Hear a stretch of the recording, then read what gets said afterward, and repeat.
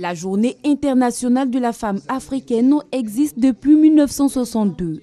Pourtant, cette journée est peu méconnue par bon nombre de femmes. Pour la sortie de l'ombre, l'ONG Les Femmes de Demain Afrique a décidé cette année de prendre les choses en main lors des festivités qui se dérouleront le 31 juillet prochain. Nous avons décidé de redynamiser cette journée en invitant nos sœurs africaines à nous retrouver en Côte d'Ivoire du 25 au 31 juillet 2017 pour que nous mesurons ensemble le chemin parcouru, ce qui reste à faire, ce que nous pouvons faire ensemble, mais surtout développer un vaste réseau de femmes pour échanger, capitaliser, partager les bonnes pratiques. Et puis ne pas oublier quand même d'honorer nos dévancières, mais aussi distinguer nos contemporaines les plus méritantes d'entre nous. Tout ceci répond à un besoin bien spécifique. Nous sommes heureuses de savoir qu'il existe une journée internationale de la femme africaine, parce que tout le monde sait qu'il existe une journée de la femme, mais peu de gens savent qu'il existe véritablement une journée internationale de la femme africaine. Donc nous, notre mission, notre ambition, c'est véritablement d'en faire la promotion et de dire à toutes les femmes africaines que nous avons une journée à nous. Donc nous devons donc nous l'approprier et en faire la promotion. Cette organisation qui milite pour la promotion de l'entrepreneuriat a, au cours de son dîner, présenté les membres de son nouveau bureau.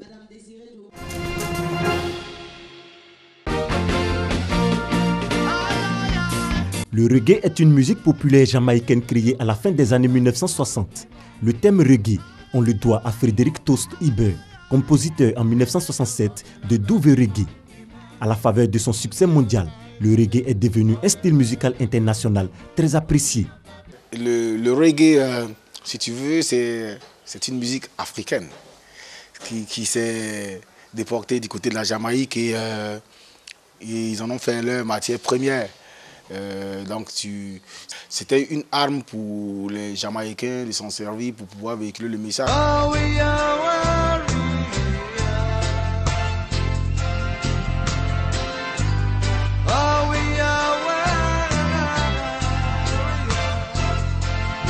Des textes engagés, des propos parfois qui dérangent, dénonciations, incitations au changement, porter la voix des sans-voix.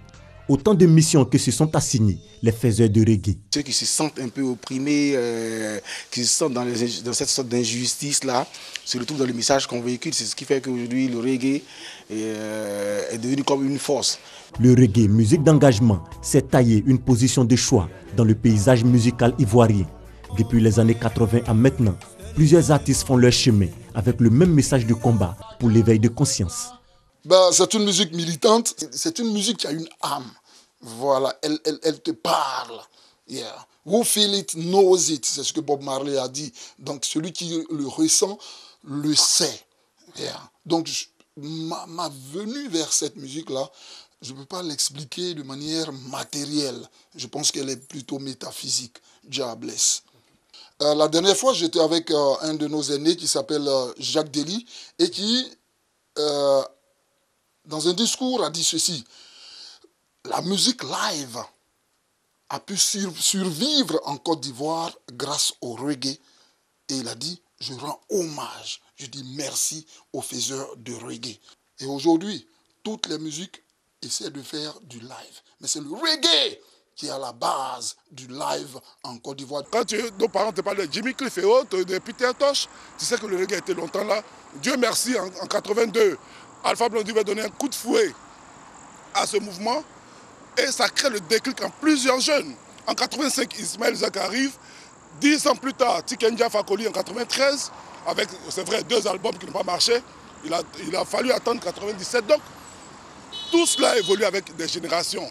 Le reggae a essayé de booster beaucoup. Le reggae a prévenu les chansons d'Alpha Blondy, les chansons de Tikenja. Le reggae conscientise, le reggae apaise. La musique reggae doit son audience planétaire à un homme, Robert Nesta Marley, alias Bob Marley, né en 1945 et décédé en 1981. Première vraie star du reggae, il a fortement contribué à accroître l'influence du reggae grâce à sa popularité.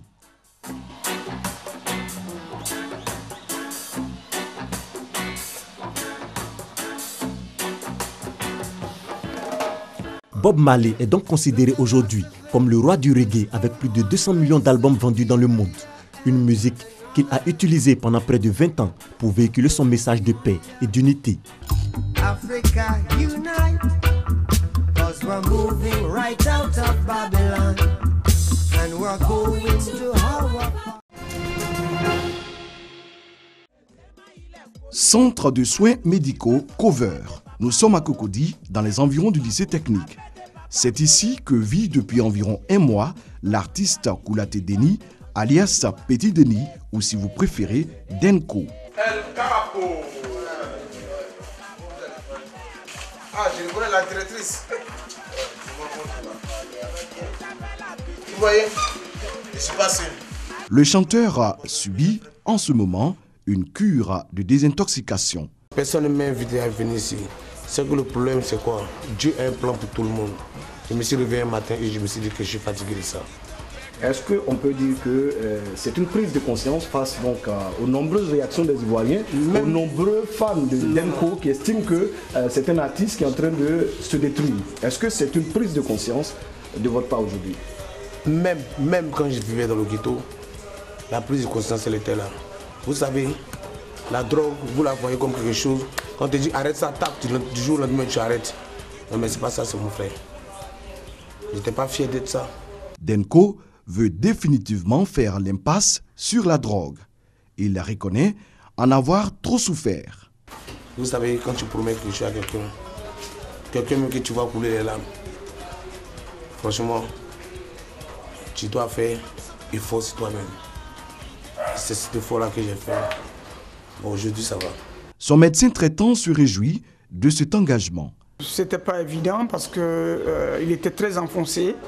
Petit à petit, avec le traitement, donc de désaccoutumance que nous avons mis en place, on a pu obtenir une résilience aujourd'hui où les produits ne lui disaient plus rien du tout.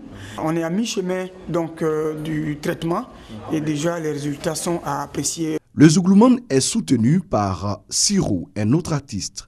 Les responsables du Burida également suivent de près l'état de santé de leurs sociétaires. À ma sortie d'ici, au lieu d'aller à la maison directement, c'est direction la Riviera pour le studio. Parce que j'ai beaucoup de choses à dire. Les concurrents sont prévenus. Hey, apprêtez-vous, parce que je sens beaucoup de personnes qui cherchent à prendre mon brassard. La première place est occupée par le Denko System. Tac là. Sacré Petit Déni, pourrait-on dire.